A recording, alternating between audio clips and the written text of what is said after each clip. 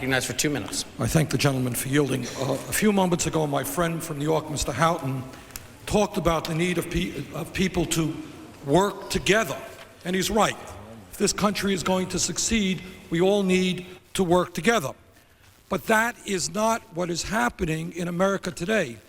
And the fault for that is not the working people, it is not the unions, but it is, to a very large degree, corporate America.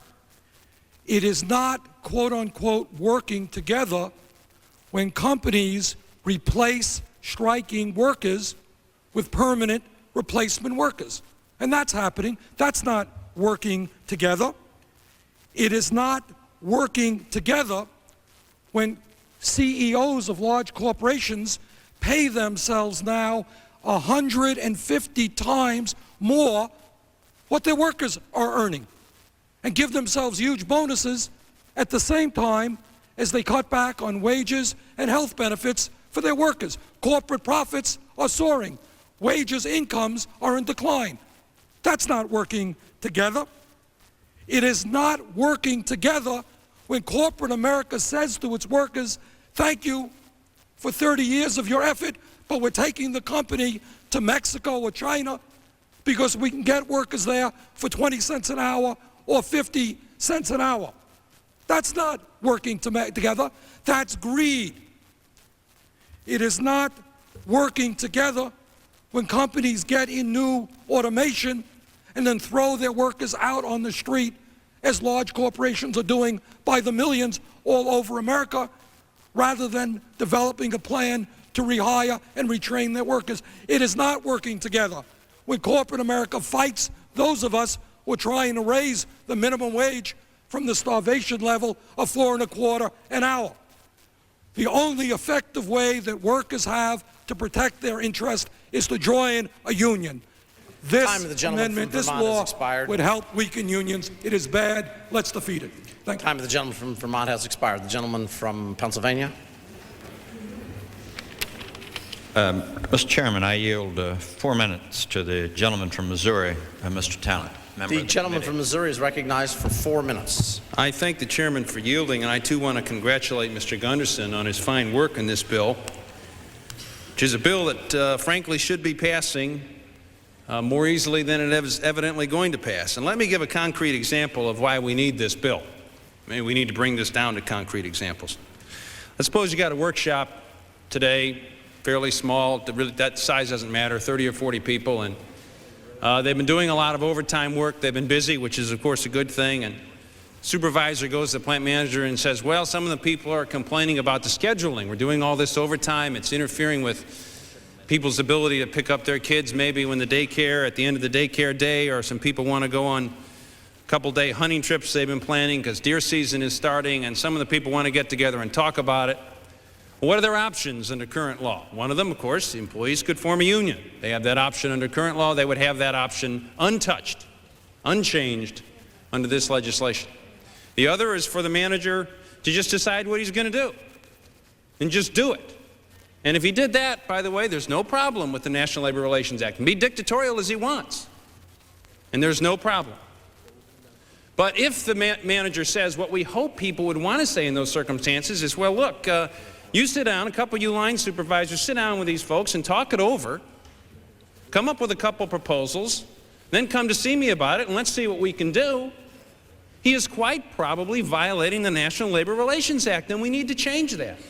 What is going on in tens of thousands of workplaces around the country is quite probably illegal by virtue of several decisions, recent decisions of the National Labor Relations Board. And that's why we need this bill. Now, the arguments on the other side seem to be several-fold. I talked about a few of them earlier. One of them is, well, there's really no problem. We don't need to do anything. Here is what Chairman Gould, the chairman of the National Labor Relations Board, appointed by President Clinton 2 years ago, said. I'm going to read this real slowly. Specifically addressing this issue, he said, the difficulty here is that federal labor law, because it is still rooted in the Great Depression reaction to company unions, through which employers control labor organizations, prohibits financial assistance by employers to any labor organization that might affect employment conditions. And additionally, here's what he said the additional problem was, the term labor organization has been provided with a definition so broad as to include potentially employee equality work circles, other employee groups, teams, and the like. Amendments to the NLRA that allow for cooperative relationships between employees and the employer are desirable. Exactly what we're trying to do with this legislation. People who say there isn't any problem, take it up with the chairman of the National Labor Relations Board. He says that there's a problem, and so do the employees and the employers and the consultants who came and testified at these hearings. The other objection to this, I think, was pretty well highlighted by my friend Mr. Sanders. And he said basically, look, the employers of this country are big corporations, and they're going after the people, and we can't trust them. I think there is a mindset on the part of some of my distinguished colleagues in this body that really we can't ever have cooperation, that it's a sham, that's really just that employees can't protect their own interests, that the alternative of a union isn't good enough for them, and that we have to keep people from cooperating like this because really it's not a good thing. And it's only going to result in bad things. And I understand that mindset and the sincerity of it. It does not reflect modern America. It does not reflect what people want to do. Let's let people do something that has increased employee satisfaction, that's made our economy more competitive with economies abroad and competitors abroad. Let's just allow people to do this without a fear that a 60-year-old statute may come in and stop them from doing something that they like and that's good for America. Time of the gentleman from Missouri has expired. The gentleman from Missouri. I yield 3 minutes to the gentleman from California. The gentleman from California is recognized for 3 minutes. Thank you, Chairman. Would request for unanimous consent to revise and extend my Without remarks. objection. Mr. Chairman, let's try to make sure one thing is clear in this debate, both those who support and oppose the bill. No one objects to employee involvement committees. In fact, I think everyone would agree that if we're going to remain the supreme economic force in this world, we must promote harmony between employees and employers. That's not the issue here. The issue is how you look at Section 8A2 of the National Labor Relations Act. Most folks don't take the time to read it, but if you take a close look, what you'll realize is that Section 8A2 has been the pillar protecting American workers against sham union companies created by employers. Maybe that's not a problem now, but 60 years ago, that was. And now to eliminate that protection under 8A2 concerns a great number of people. Not because you have companies that are doing this the right way with their employees, it's because you still have companies that aren't doing it the right way. Now, do we need H.R. 743? No, we don't. I will yield at the end of my comments.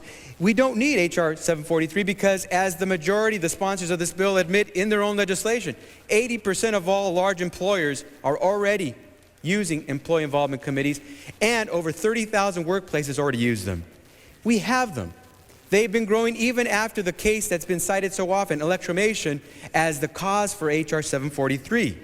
What we do find, however, is that if you provide an allowance to an employer that he or she may begin to deal with employees on issues of wages, of working conditions, of benefits, health care, for example, that why should the employer go to the union, to a union or to employees that want to be unionized when in fact it can create its own committee and claim that it's now dealing with an employee organization? Then you get into the situation of a sham union, and that's what concerns so many of us. You don't need to change Section 8A2 to allow for employee involvement committees. We have them, and we have them flourishing even after the electromation case that is the supposed reason for this legislation. But what we do find is that there is an undercurrent to try to undo the protection for workers. If a worker knows that there's an employee committee out there, the worker probably wants to participate.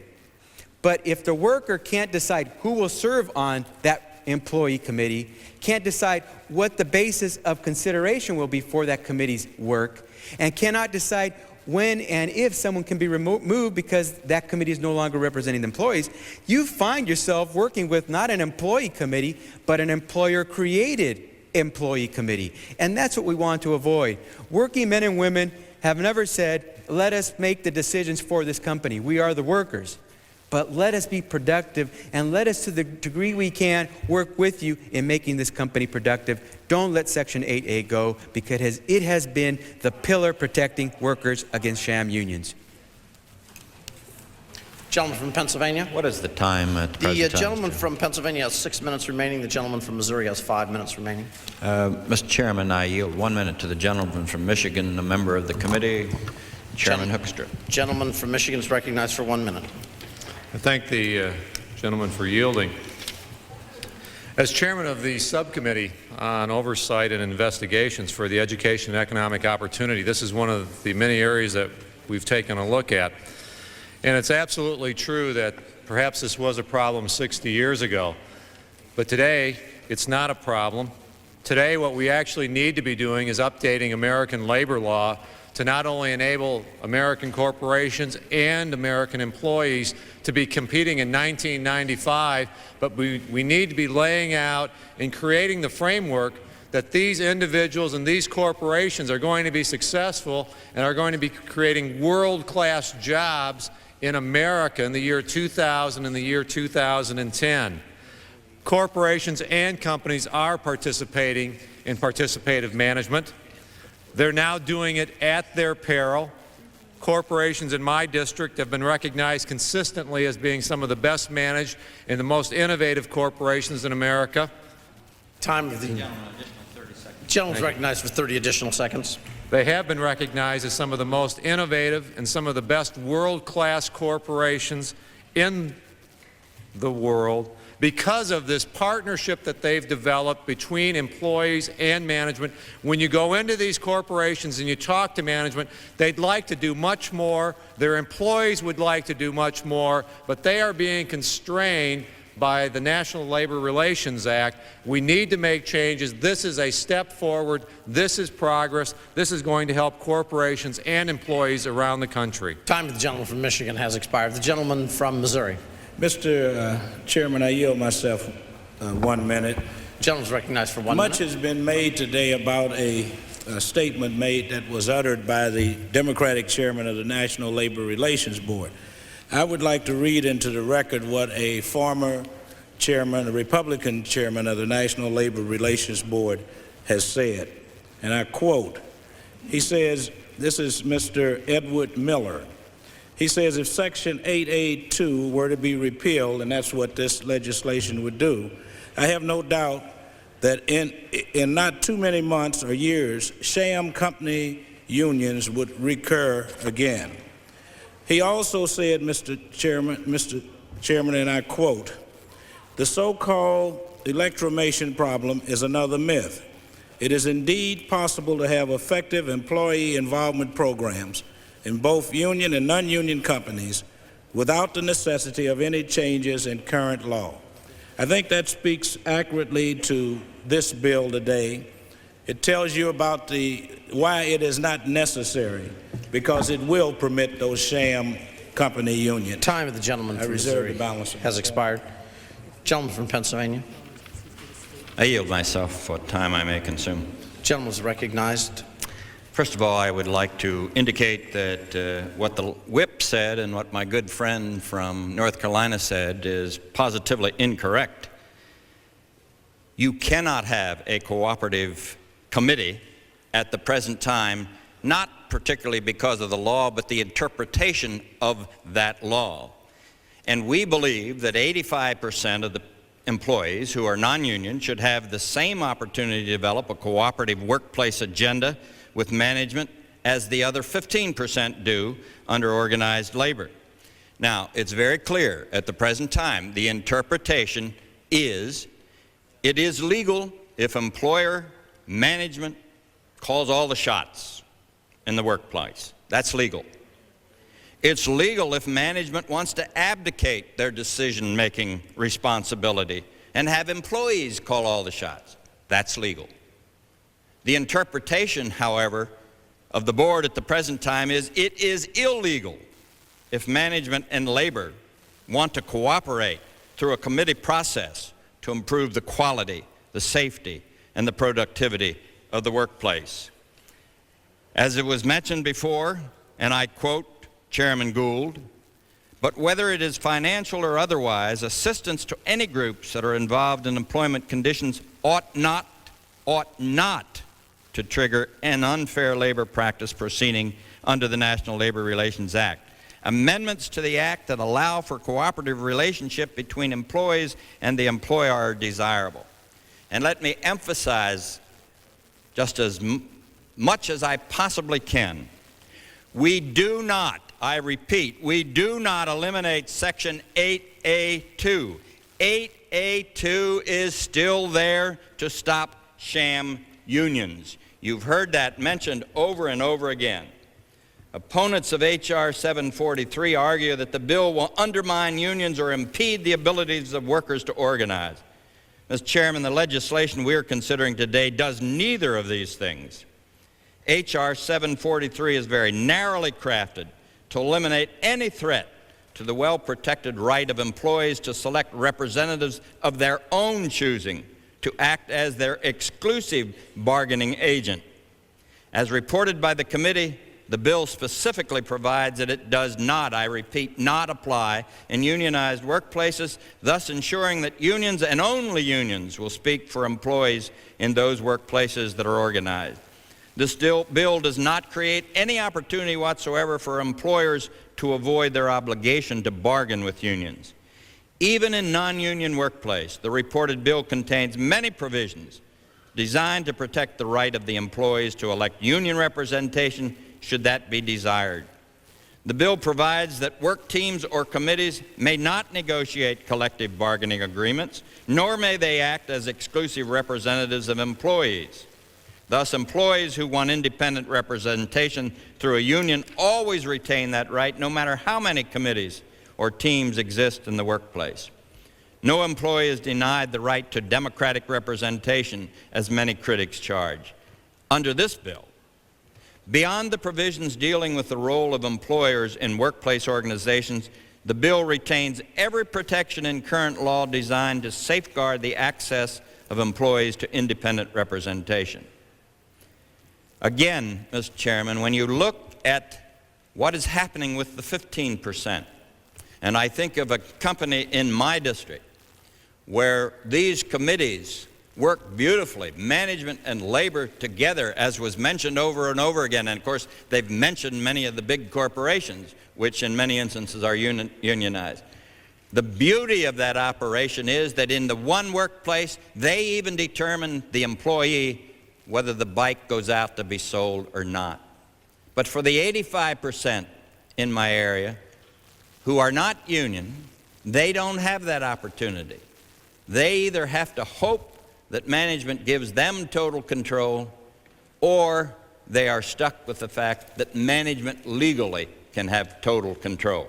So I would hope that we would put some of this nonsense to rest and give all 100% of our employees an equal opportunity to determine how things will be in their workplace. The time of the gentleman from Pennsylvania has expired. The gentleman from Missouri.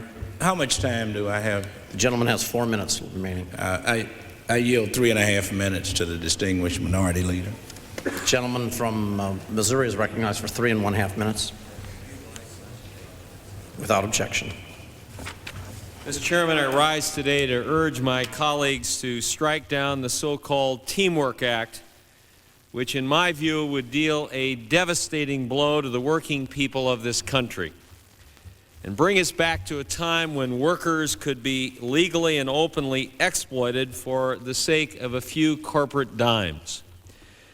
My colleagues, even if the 104th Congress were to adjourn today without another vote, I believe this Congress would be remembered as the most anti-worker Congress in the history of the country. The fact is, at a time of declining wages and eroding job security, not only are the Republicans of this Congress failing to address these problems, they're actually making them worse. They want to shred every last worker and workplace protection on the altar of trickle-down tax cuts, lavishing more on all those who already have the most and taking it out of the hides of working families. Why else would they oppose even a small increase in the minimum wage that's designed to make work pay more than welfare?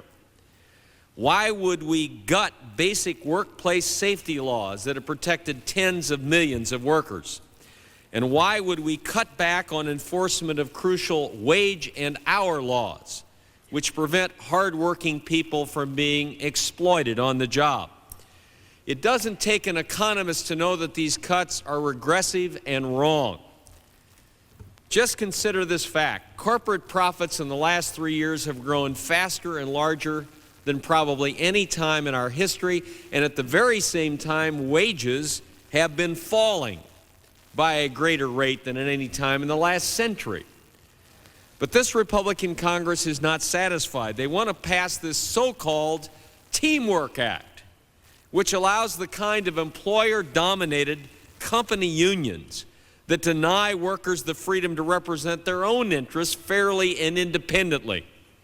This bill would let employers and managers at non-unionized companies dictate the terms of all labor management discussion and negotiation, even though we outlawed that kind of dictatorship 60 years ago because it led to rampant employee abuse and exploitation. If this bill passes, tens of millions of Americans will be forced to abandon the basic rights and protections of real collective bargaining and herded into these sham unions.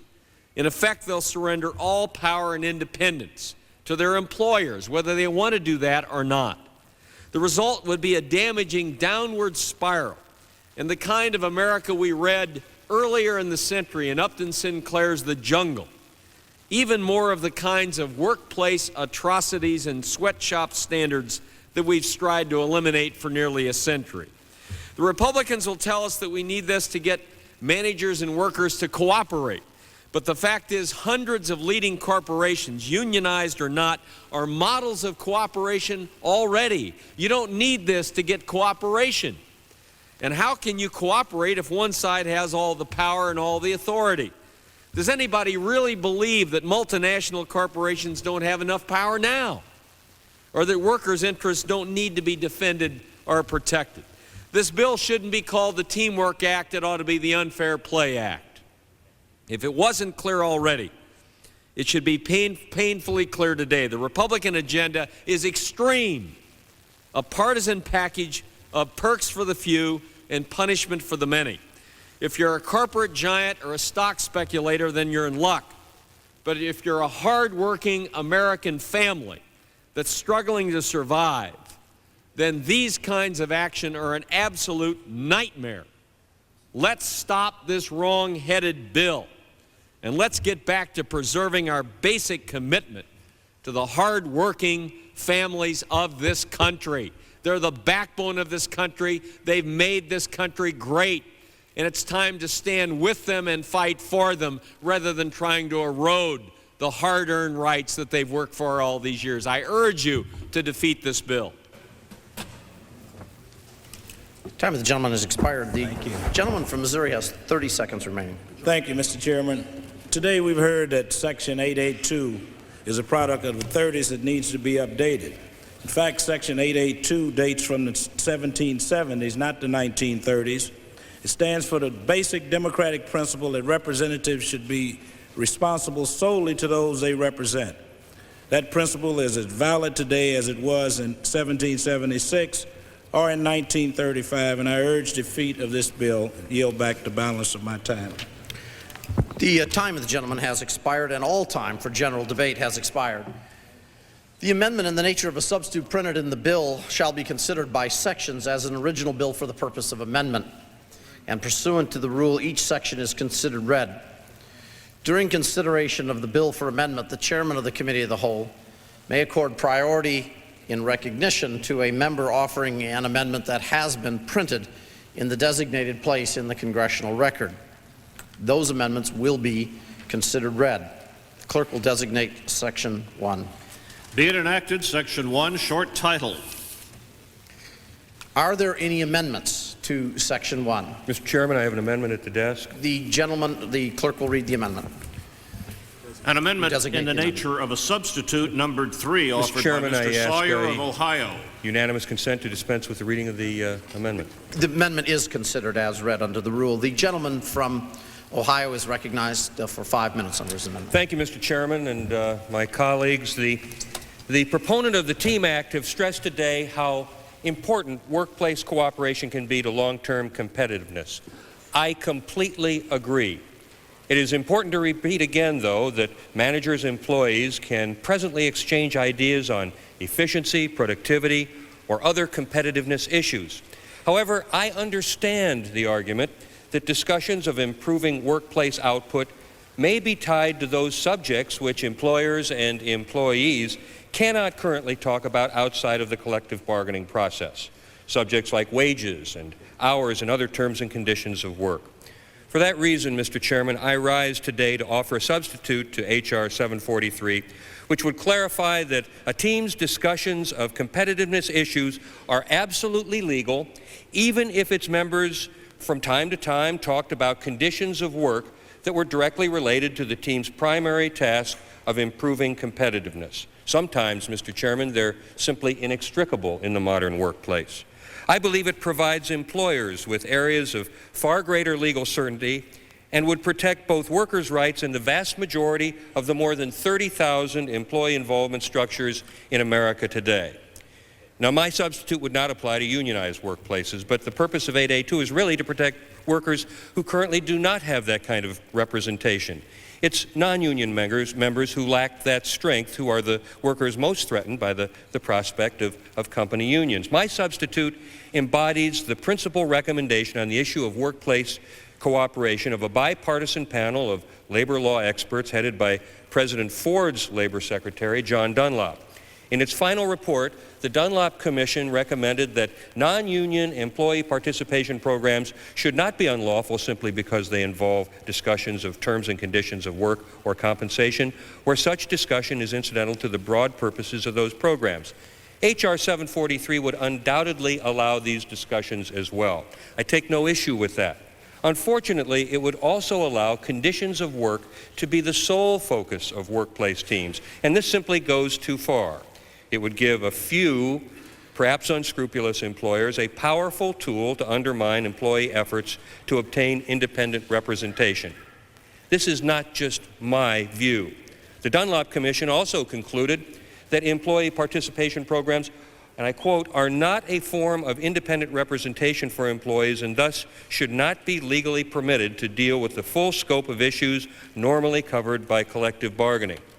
I recognize that the legality of some teams under current law is not entirely clear. I also understand that the desire of employees to have greater certainty about the legality of their teams. And so I offer this substitute in an attempt to provide statutory guidance to the NLRB, which defines areas in which workplace discussions of conditions of work should be legal and appropriate and can be. Mr. Chairman, some of the members of the Team Coalition are, of course, interested in how their particular member companies would benefit if the TEAM Act passed. And they have no particular reason to be concerned with potential abuses by less principled employees. I am the first to concede that those who are the strongest advocates for this measure are well-intentioned. They have no reason to be concerned with those abuses by less principled employees, but we must be. That's why this debate cannot be about individual cases or individual companies. The central question is not whether some good things might happen if the TEAM Act is passed. Good things would happen. That's very clear. Good things are happening now under current law in over 30,000 workplaces across the nation. The central question which my substitute seeks to address is whether we can promote workplace cooperation in a way that will not invite the kind of abuses that gave rise to this law 60 years ago. This measure ought to be looking toward the future and not simply back 60 years. I believe that we can, and so I offer this substitute as an attempt, and I urge my colleagues to support it and reserve the balance of my time. Gentleman's time has expired. The gentleman from Illinois. I rise in opposition to the amendment. The gentleman is recognized for 5 minutes. This amendment has a surface appeal until one just centers upon, what this issue is all about.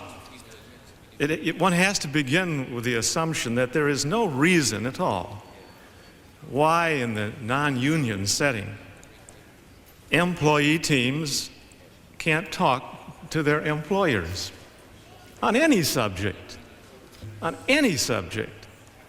And that also includes terms and conditions of employment.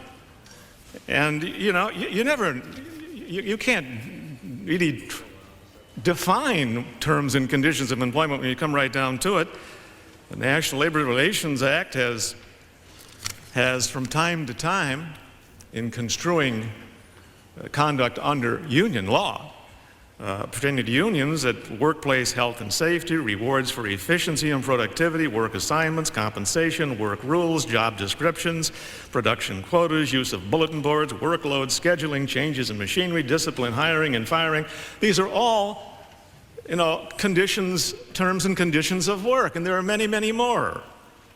So what the amendment is now basically trying to do is to come in and, from my viewpoint, and produce many union restrictions and constrictions upon the exercise of the rights of free people as employees to simply negotiate and interact with their employer. They can do that right now, and it has been said it's flourishing rather well. The problem is there are corporations like Polaroid, Donnelly, others that have been named the best employers in America who are being dragged before the NLRB, and because, unfortunately, there is an interpretation that there was terms and conditions of employment when some team of employees was interacting with the employer. Bango, that's an unfair labor practice. You can't do that. Only unions can do that.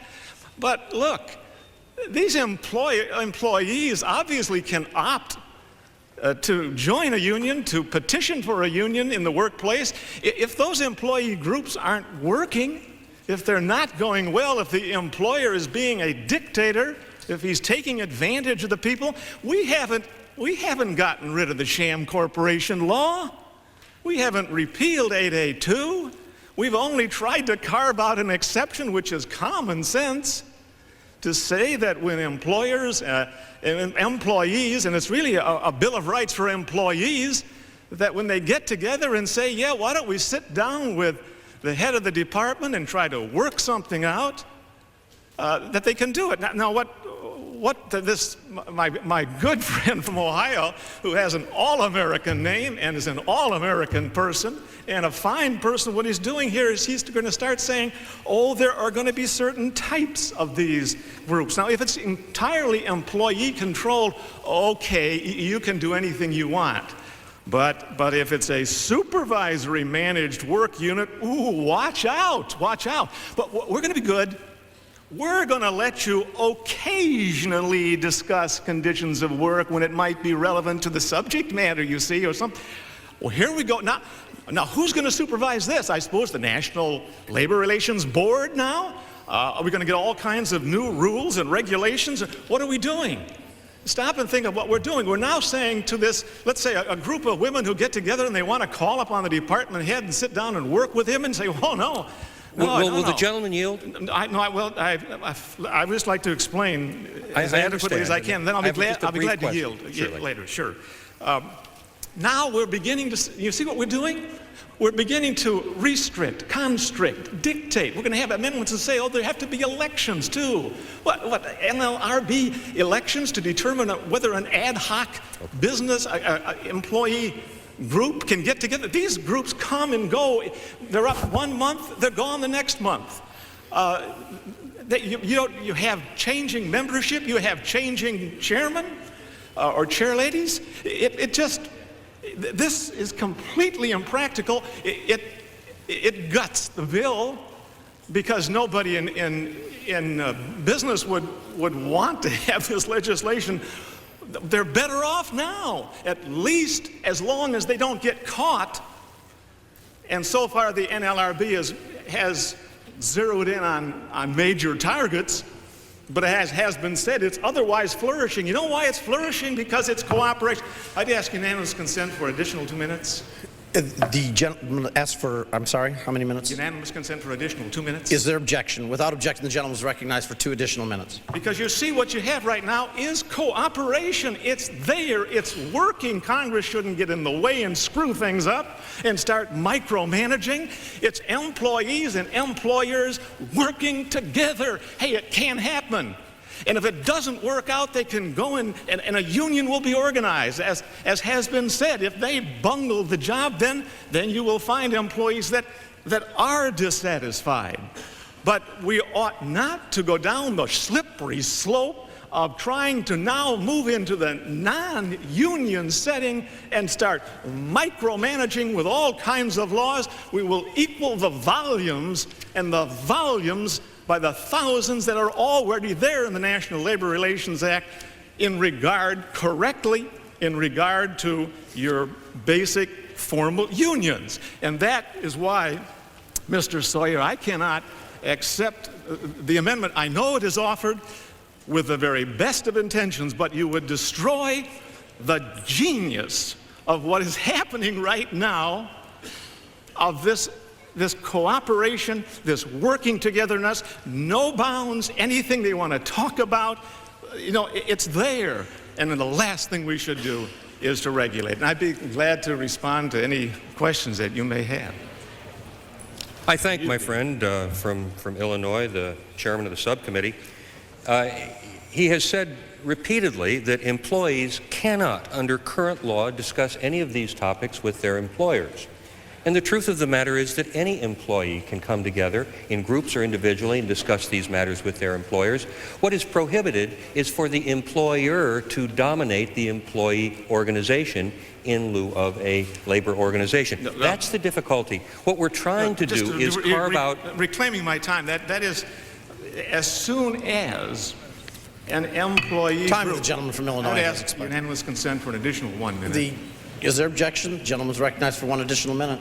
As soon as the employee group begins to interact with the employer, the law also states that if the employer supports financially or otherwise, as well as dominates, all the employer has to do is come into the picture, and that employee team becomes a sham union. Unless the employee just sits there and does nothing. But if he supports financially or otherwise, or if he dominates, and dominates has been construed to mean if the employer has basically the right to tell these employees what to do, or is there, and of course the employer is still the employer. And so I simply want to stress that the last thing in the world we should begin to do is to try to create little mini unions within the non-union setup and destroy what is a valuable revolution and dynamic change taking place. Time of the gentleman from Illinois has expired. I move to strike the last word. Gentleman from Vermont is recognized for 5 minutes. Thank you, Mr. Chairman.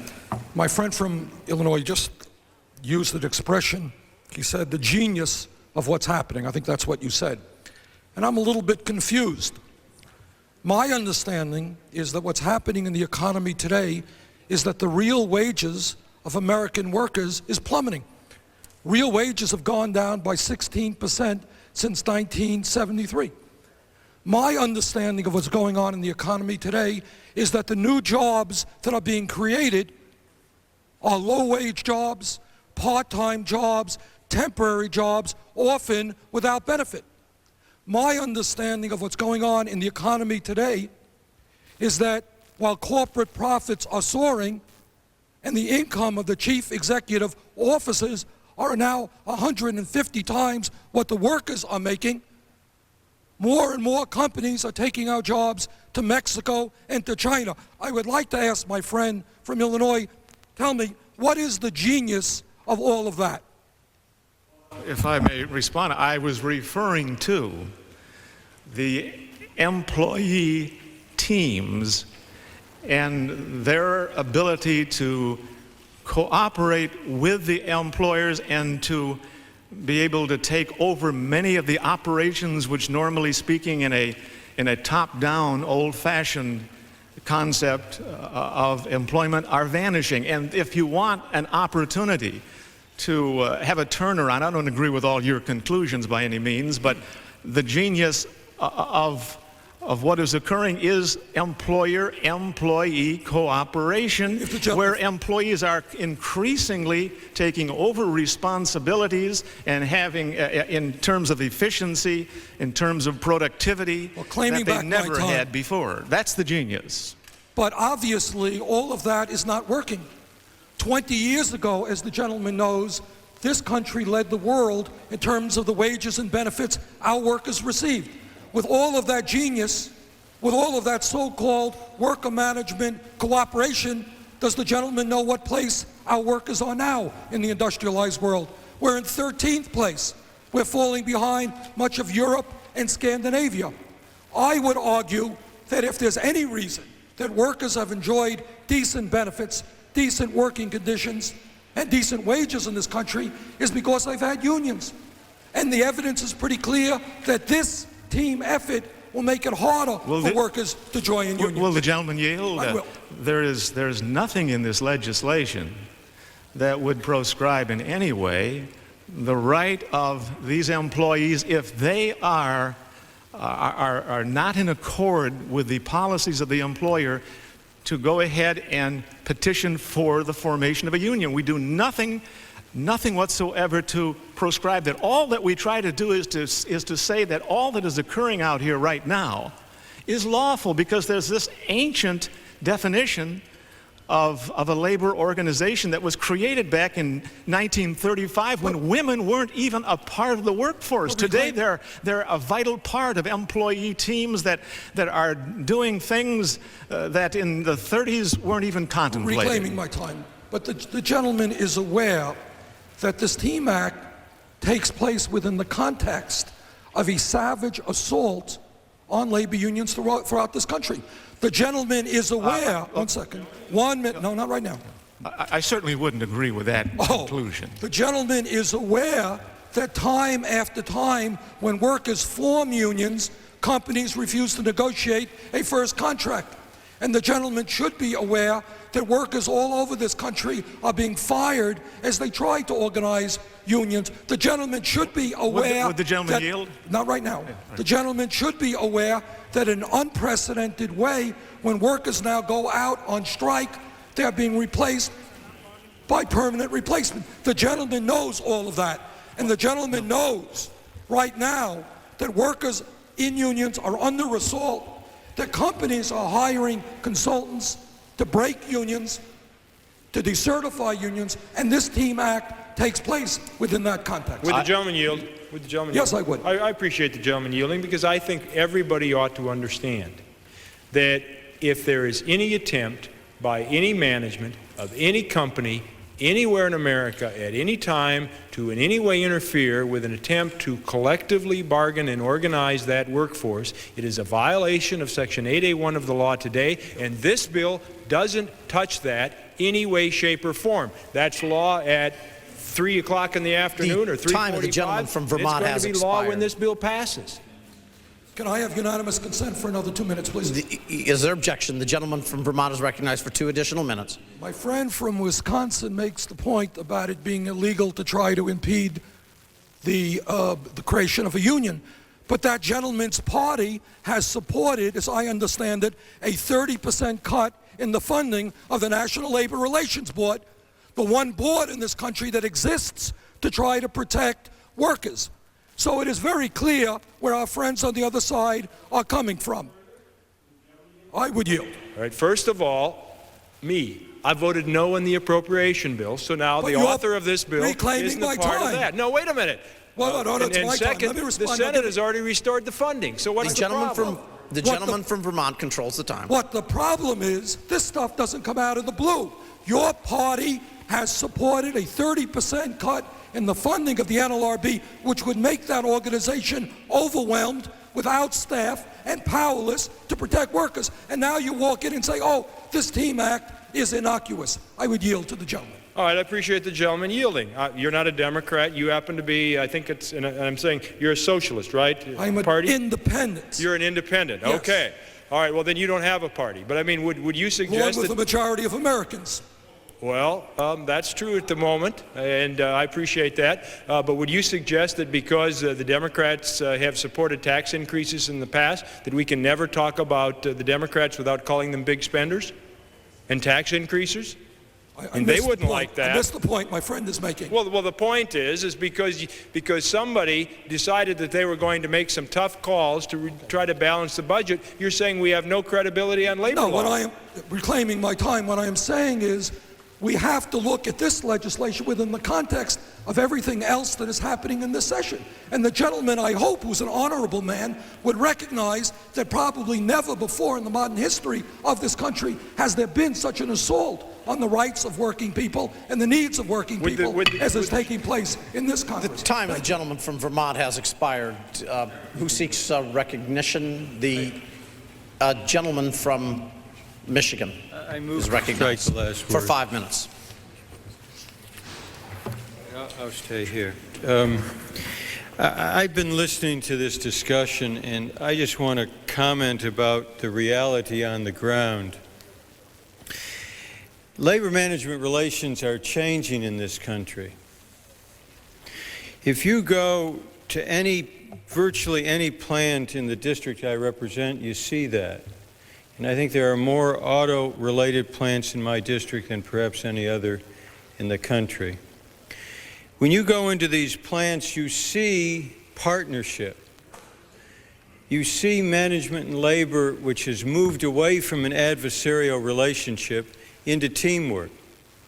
You don't need to change the present law for management and labor to act differently than was generally true 40, 50 years ago, even 30 years ago, when there was a much more adversarial relationship. The word team means that in reality on the shop floor. So, yes, I'll be glad to you. You say then that there was no basis for the electromation case? But look, that was, the basis for it there was that there was an intervention by management far more into the workplace than simply being a partner. No, but do you understand what the National Labor Relations Board ruled, quote, was the domination of electromation in that case? No, I mean, the fact is that because they set the Action Committee's agendas on such things as non-smoking and inter-office communications, that was, according to the National Labor Relations Board, quote unquote, dominating. Therefore, that was a violation of 882. Are you saying that's not a problem? I'll tell you, because when you look at the environment, the entire context of that case and what was involved there, it was far more than a discussion of smoking. That isn't what that case is about.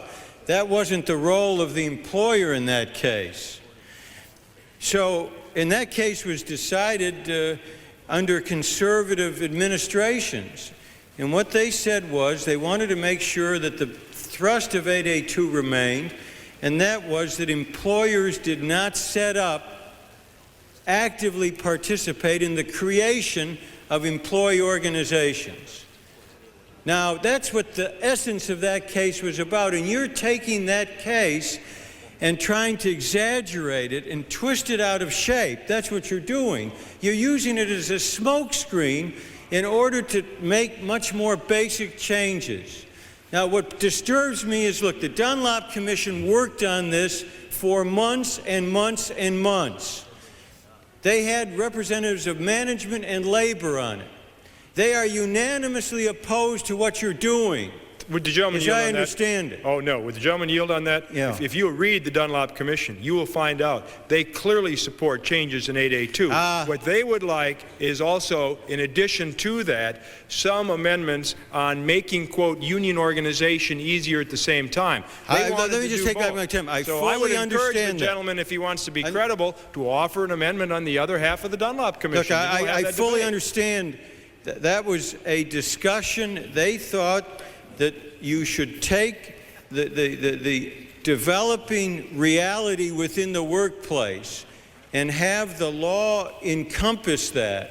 What you're doing is taking one piece of it and you're excluding the rest of it.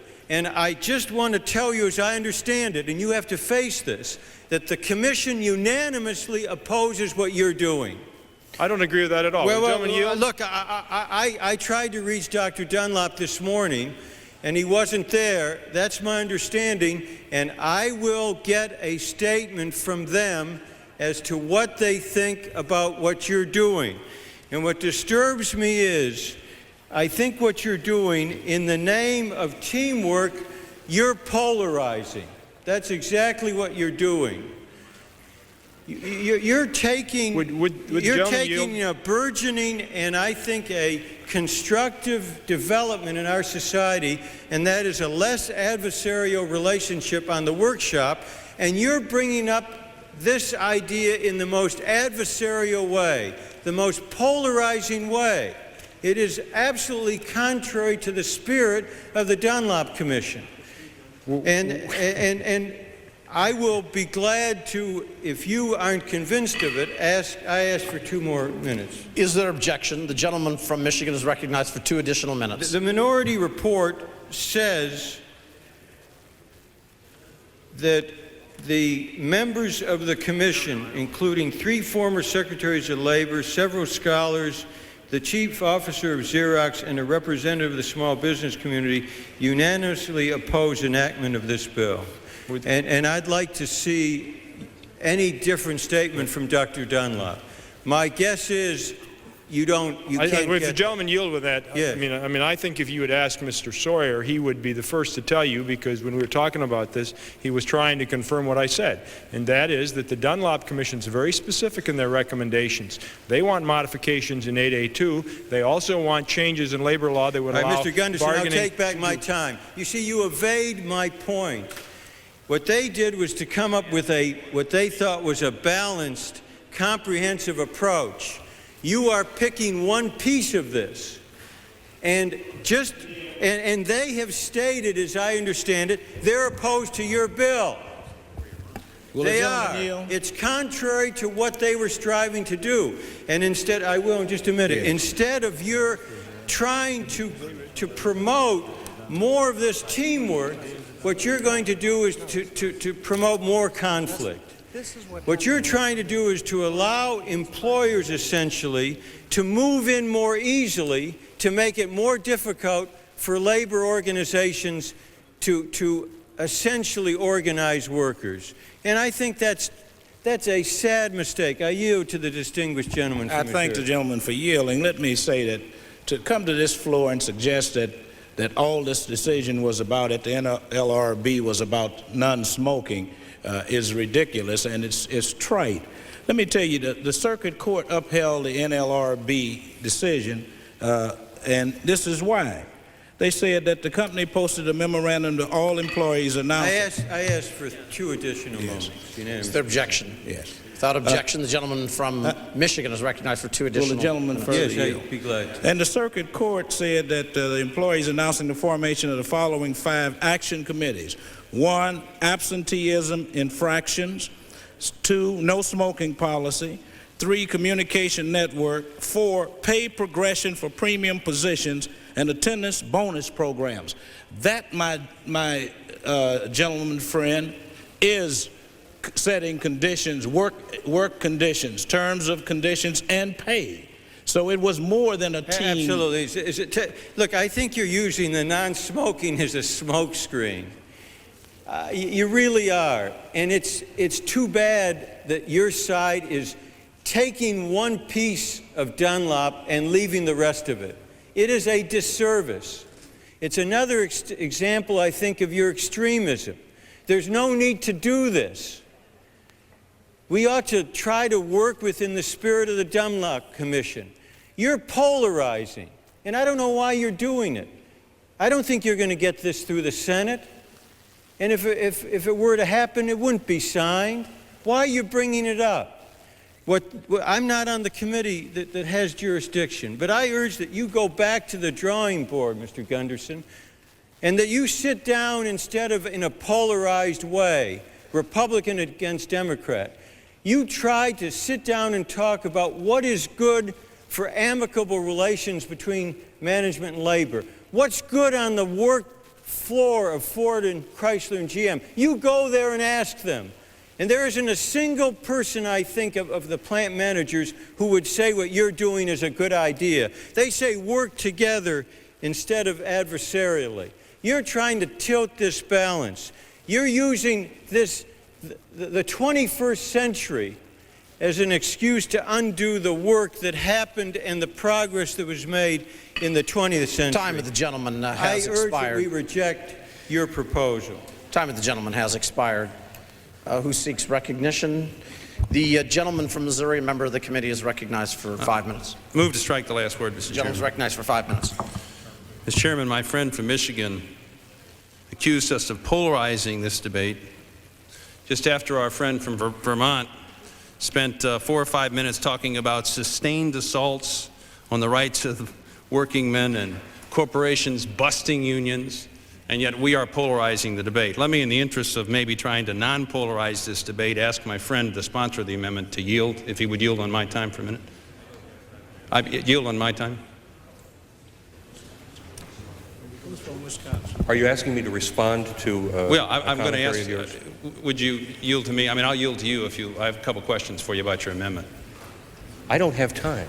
Well, on the my, gentleman from... I know I control the time. I can yield to you and ask you Is a question. the gentleman from Missouri happy seeking to respond to questions? Yeah, if you to respond to a question. I know you've worked very hard on this, and you have a substitute which does change the existing law. So colleagues on your side of the aisle who spent a lot of time in general debate saying we don't need to do anything. You disagree with that, then? My view is that, if there are areas of uncertainty within the interpretation of 8A2 as it currently exists, that recognizing the changes that have taken place in recent years in the American workplace and the kind of cooperation we're all trying to nurture, that the law ought to recognize those changes and encourage them. Okay, and so you agree with Chairman Gould, who says amendments to the NLRA that allow for cooperative relationships between employees and the employer are desirable. There is a need to do something. I mean, I hope we can establish, in the interest of not polarizing this, establish a consensus that there is a need to do something. Indeed, and I agree with the Dunlop Commission that that we ought to facilitate that growth of employee involvement. But I also agree with Chairman Gould when he argues that he does not support the TEAM Act, that it does not, because it does not contain the basic safeguards against company unions that he feels are absolutely necessary. Okay, and I appreciate the fact that we disagree on what ought to be done, and you think the bill does some things it shouldn't do. Now let me get into that a little bit and ask you a question, because I've read your substitute. Now, I gave an example before of what's really going on out there in the workplace. So let's suppose and I'll give you a hypothetical, just to explore the difference between your substitute and the bill that we're working on. The supervisor goes to the plant manager, says people are upset because they're working a lot of overtime, the schedules they say aren't right, they want some changes so they can get to the daycare centers, a couple of guys have got hunting vacations planned, what do you want me to do? And the manager says, well, I'd like you to sit down and work with them and then come to me with a proposal. Okay? Now, why don't you want them to be able to do that? I do want them to be able to do that. Okay, then and why in fact, my substitute permits that. Scheduling is a term and condition of employment, isn't it? Indeed. And your substitute prohibits those kinds of discussions about terms and conditions of employment. Only when it is exclusively the subject of those terms and conditions of employment. That's the hypothetical I gave you. They don't want to talk and the about organization is dominated by the employer instead of representative of employees. And under the current law, there is no question if that supervisor goes out there and says, okay, Bill and Bob, let's talk about it and sit down, and Jane, and by the way, you better get Mel and Fred, because I know they're upset about this too. That is dominating because the supervisor is involved in choosing which employees are involved in the discussion. Isn't that right? Indeed. So in other words, under my hypothetical, your substitute would make that situation illegal. The employer cannot go out and name the members of the employee participation team because that includes domination in matters of terms and condition of employment. And the fact of the matter is that that is precisely the kind of condition that the Dunlop Commission urged be exempted from the changes that they recommended in 8A2. Okay, I'm going to reclaim my time. I thank the gentleman for his candor and for his attempt to work this out. He has been non-polarizing from the beginning. He is offering, I think, a realistic substitute.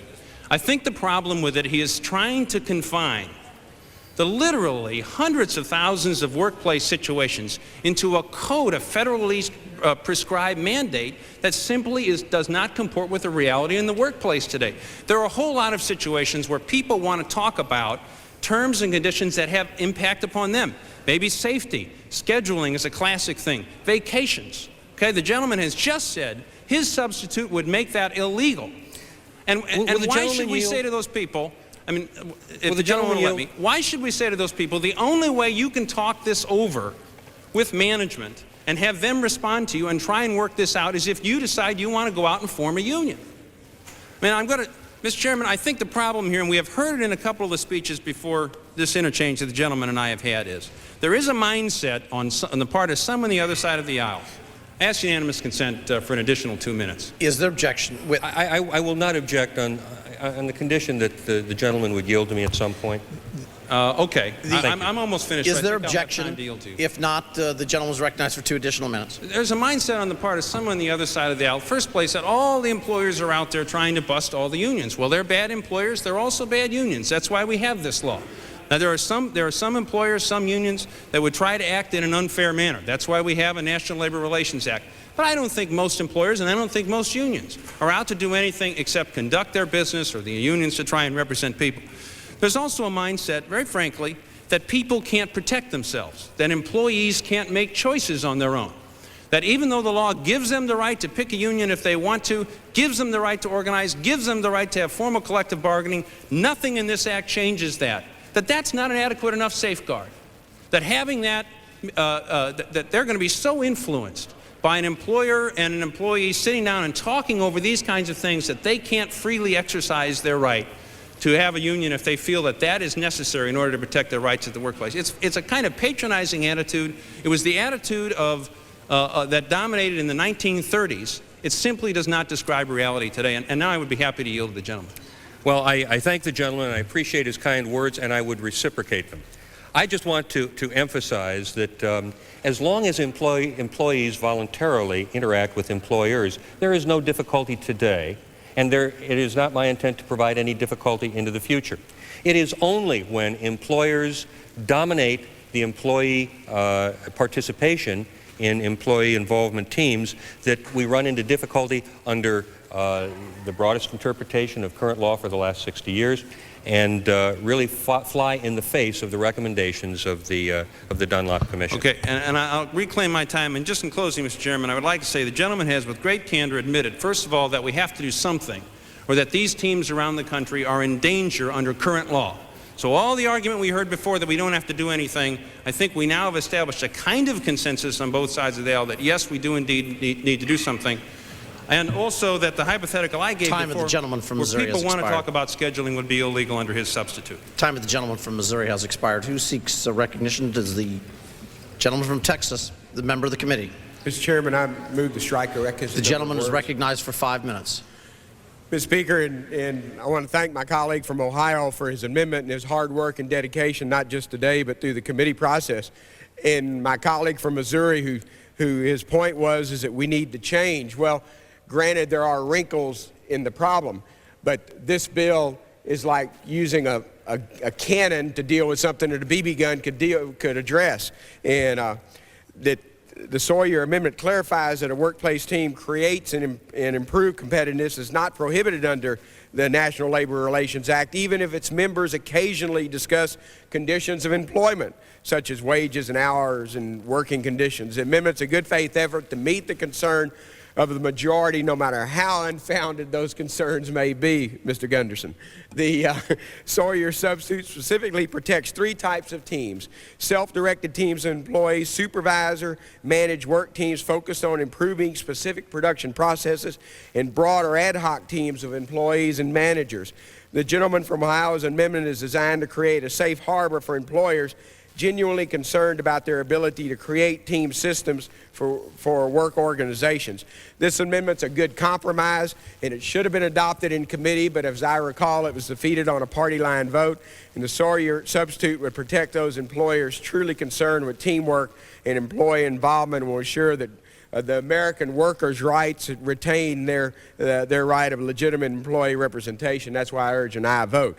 Like I said, I like the idea as a manager of a business, the team aspect, but again, we need to look at it in a comprehensive form. This needs to be addressed, but I would hope that somewhere in the next year we would look at comprehensive labor law reform, and this is one part of it. But there needs to be more to it than just this one issue, and I would hope that we might be able to address it later on, or maybe even just put this bill off and until we can address it comprehensively, and I would hope that would happen.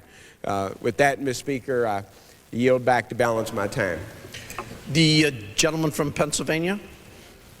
I rise in opposition to the amendment. The gentleman is recognized for 5 minutes. First, I have to take a minute.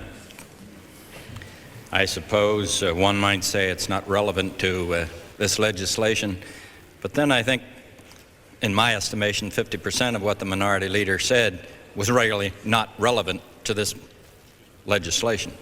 But I do want to take him to task on one area. He was talking about trickle-down tax cuts, had nothing to do with this legislation. And I simply want to, again, as I've said over and over again, usually it's taking from the poor, giving to the rich is the way it's analyzed. But I want to again say, is a $500 credit toward long-term care insurance trickle-down tax cut? Is it taking from the poor and giving to the rich? It's the number one issue on the minds of all senior citizens, including those who are soon to be senior citizens. Would the gentleman yield? Is a $500 credit toward home care? Where do you want to be? Where do your loved ones want to be? They want to be at home. That's not trickle-down tax cut. Would the gentleman Is yield? a $5,000, up to $5,000 credit available for adoption trickle-down?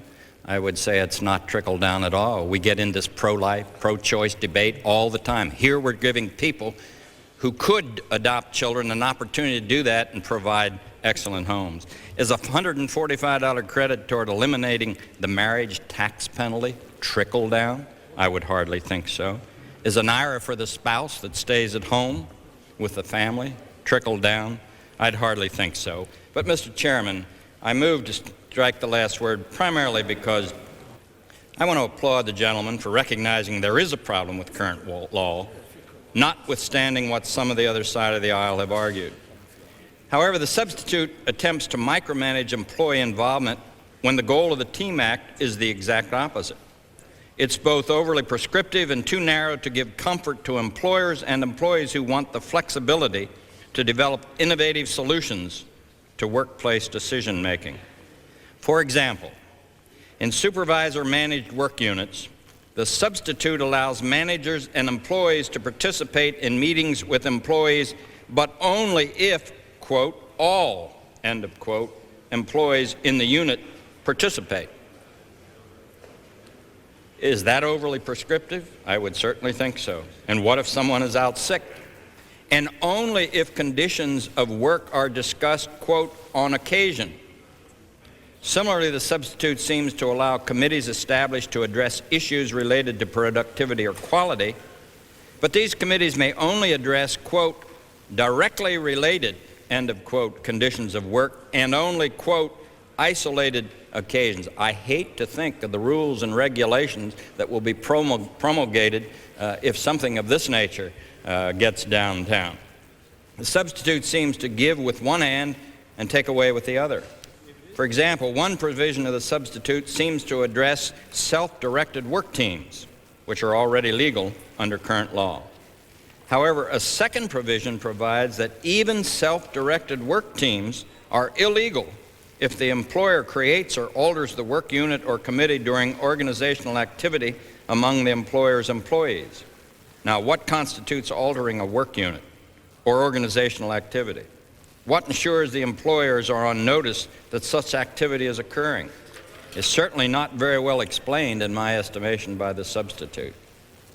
The major problem with the substitute is that many of the strategies used by companies to involve employees in workplace decision-making would remain illegal For example, a committee set up to address how the use of flexible scheduling could meet the needs of working parents, or one established to discuss how to better match productivity increases with employee bonuses, would fail to pass muster. Far from clarifying the legality of employee involvement, the substitute draws an artificial line restricting what teams can and cannot talk about and how they can and cannot be structured. It also raises a host of new legal terms which each will be subject to years of litigation in the courts. Mr. Chairman, this substitute does not address the problem and, in fact, I believe will further complicate the legal questions. I'd like to read a letter I received from IBM, Texas Instruments, and Motorola. We write to you as former winners of the Malcolm Baldrige National Quality Award to express our unequivocal support of H.R. 743. For unanimous consent to continue for 1 minute. Is there objection? Without objection, the gentleman may continue for 1 minute. H.R. 743, the Teamwork for Employees and Managers Act of 1995. This important legislation, which will be considered by the House of Representatives, would eliminate legal barriers that currently restrict employees and employers from working together as partners to meet the challenges of today's competitive global markets. As you may be aware, the Malcolm Baldrige National Quality Award was created by Congress to recognize U.S. companies dedicated to the principle of quality in manufacturing, service, and small business. The Baldrige Award recognizes, among other criteria, excellence in human resources development and management. Key aspects include work and jobs that allow 1, employee opportunities for initiative and self-directed responsibility, 2, flexibility and rapid response to changing requirements, 3, effective communication across functions and units. You can see that the Baldrige criteria strongly promotes teamwork and employee involvement. The continued success of companies like ours and other Baldrige Award winners is dependent on the development of these innovative and cooperative team environments. The time of the gentleman from Pennsylvania has expired. The gentleman, for purposes of the gentleman from Indiana, rise. The gentleman's member of the committee is recognized for 5 minutes. Thank you, Mr. Chairman. Mr. Chairman, some years ago, a book was written by Thomas Kuhn, and it was entitled The Structure of Scientific Revolutions. Now, you might say, what does science have to do with the discussion of the TEAM Act and labor and management and business and government and employees and CEOs? In this book, Kuhn writes very forcefully about how paradigm shifts take place in science, from Einstein to new scientists, how people talk about issues in brand new ways and develop new models to move the nation forward in science. And I think, ladies and gentlemen, that's what the American people voted for in elections, to move toward new ideas and not always use the same terminology, resort to the same fights in Congress that we have over the past decades. Let us move toward new ideas. And I think that some people in this chamber are trying to work in that direction. Now, I disagree with the TEAM Act here today because it uses the same ideology, the old words, the old fights that we've used over the last 25 years. It does not encourage this teamwork and cooperation and innovation and creativity that we're seeing in the workplace today. Now, I may be naive, but in Indiana, in my district, when I go and visit my businesses almost any time I can when I'm back home, I see these businesses already developing these employee teams. They're working on productivity. They're working on morale. They're working on cutting down the number of defects on the assembly line. They're working on computer teams. They're teaching courses in the classroom, in the businesses, on blueprint plans, on algebra, on a host of things to make the worker a better worker and work with the management to do that. Now, I think this act takes us back 20 years. It says let's continue to have a fight. Management versus labor, worker versus CEO. Another book written just recently by Hedrick Smith called Rethinking America says very forcefully, we're doing these things. We're spending 8 hours now in the United States Congress talking about old ideas rather than moving forward on new ideas, as Smith talks about in his book.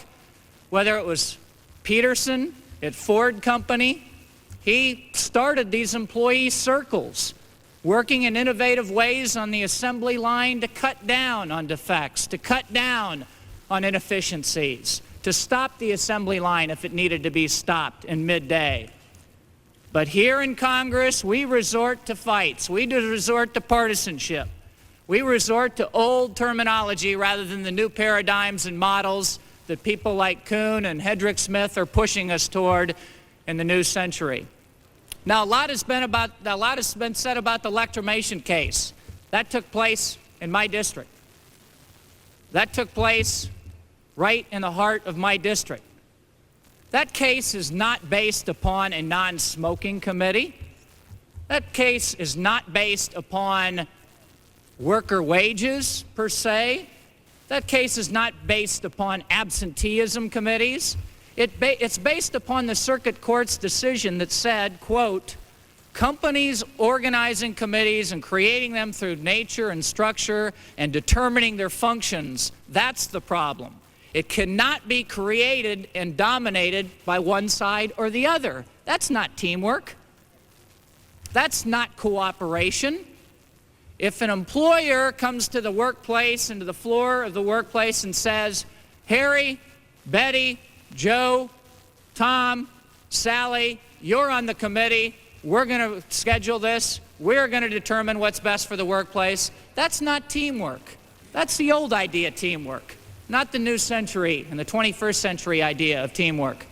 If we are going to beat the Japanese and the Germans in the workplace, if we are going to be in the international competitive forefront, if we are going to have the best jobs and we do create the best product in America, and we are going to win this race, ladies and gentlemen, we have to not talk about the ideas in this old modeled way, but push this country forward into new ideas and cooperation.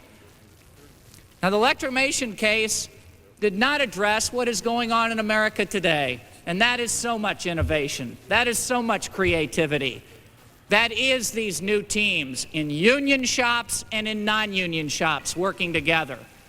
I would encourage us in Congress to encourage this kind of cooperation in the workplace and to see that America, not a Democratic proposal or a Republican proposal, but American workers and CEOs move forward in this Time of the gentleman environment. from Indiana has expired. For what purpose does the gentleman from Wisconsin seek recognition? The gentleman from Wisconsin, member of the committee, is recognized for 5 minutes. I think we all have a problem that we're convinced we're bipartisan and the other guys are not. And my suggestion to my friends on the other side of the aisle is that I think we're all non-productive. We're operating a 1935 labor law. We are trying to take the most non-controversial aspect of 1935 labor law and bring it at least into the 1990s, if not the 21st century, and you would swear we are trying to eliminate the act. So, I mean, if we can't do this, you can quickly understand why it's going to be another 60 years before we get any modernization of American labor law here. Now, there's a problem with that. There's a problem with that because, frankly, in the last session of Congress, it was my friends on the Democratic side who said we had to have these very kind of joint labor management teams to deal with OSHA, to deal with safety committees in the workplace. Those very safety committees that, frankly, under the language of the substitute that's in front of us, would be illegal. So what has changed between last session and this session? Except that the Republicans are in control now. Would the gentleman yield? The bill up. If you'll let me finish, I think that's only fair, and then we'll get into dialogue if we have time left. The problem with this amendment, and the gentleman from Ohio deserves a lot of credit because, to be honest, he's one of the few members in the Congress who has sincerely and legitimately tried to find a middle ground on this issue. I think he is as disturbed as I am by the fact that we're making no progress in modernizing our labor law, and that the labor management relations in this country are growing more confrontational, not more cooperative. And I think the amendment is a sincere attempt by him to try to find that middle ground. The reason that I have to oppose the amendment is because the amendment creates the same ambiguity that we're trying to solve with the major bill.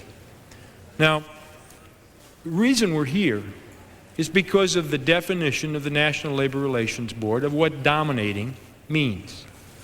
The problem with the amendment is that it uses such words as, it's okay if it's only done on occasion, and that's only of periodic meetings of all employees, or he goes on and says that it can be done company-wide, but only if it's on isolation occasions. Now, all of that does is guarantee full employment for labor laws and labor lawyers. Now, if we do nothing today, if you decide to kill the bill because you want to get a nice star on your labor voting record, go ahead and vote against the bill. But for gosh sakes, don't, when we leave here today, say that the one thing we did on Wednesday afternoon was guarantee full employment for labor lawyers. I mean, none of us wants that. And unfortunately, that's what the substitute does. So I encourage my colleagues on both sides of the aisle, vote as you must for political reasons on final passage. But we all ought to agree that in the process, we're not going to give full employment to labor lawyers. Would the gentleman yield? Oh, sure. Sure. I would just say to the gentleman, he started his discussion on this matter by saying that we needed to update a 1935 law. Certainly, because a law is old doesn't mean that it's bad, but certainly you would look at how many times this law has been abused, or how many cases are filed per year, or how it's being interpreted through the years. And the gentleman would probably agree that there are, what, about 12 violations brought before the National Labor Relations Board each year? Is that correct? I'm not even going to try to. Okay, I don't agree or disagree. I'll yield to you on that. 12 per year. Now, we have hundreds of thousands of businesses in the United States of America. 12 violations, 12 cases are brought before the board each year. 3 are then determined that the companies need to be disbanded. Now, is that a reason whether a law is on the book by 1935 or 1965 or 1985? And if I can reclaim my time before I run out, because I know both sides are trying to expedite the debate here. The whole problem with that process is the only people that are going to contest a case up to the NLRB are going to be large enough companies with in-house corporate counsel that they can do it. Frankly, I don't care about them. That's not why I'm here today. I'm here today because every one of those small businesses that everybody talks about, when you go in and tell them that they're violating the National Labor Relations Act by having that voluntary team that is in existence today, they say, fine, we'll eliminate it. Because they're not going to hire the lawyers to contest the case. But it's the small businesses that are already doing this. Time of the gentleman from Wisconsin has expired. Gentleman from Michigan, for what purpose does the gentleman from Michigan rise? I'll move to strike the record Gentleman number of from words. Michigan, member of the committee is Yield recognized 1 minute for 5 to the gentleman minutes. from Vermont. I thank the gentleman very much for yielding, and I just wanted to say a brief word to set the record straight. Mr. Goodling, a few moments ago, was critical of Mr. Gephardt's statement talking about trickle-down tax breaks. I think we should set the record straight, not to detour from the debate. Half of the tax breaks in the Republican proposal will go to people earning $100,000 a year or more. A quarter of the tax breaks go to people making $200,000 a year or more. The upper income 1% get more in tax breaks than do the bottom 60%. Recently, the Republicans have proposed a $23 billion cutback on the earned income tax credit, which hits the working poor, and at the same time, several months ago, I've proposed to eliminate the corporate minimum tax so that the largest corporations in America, not now, will pay nothing in taxes. Sounds to me like Mr. Gephardt was right, and this is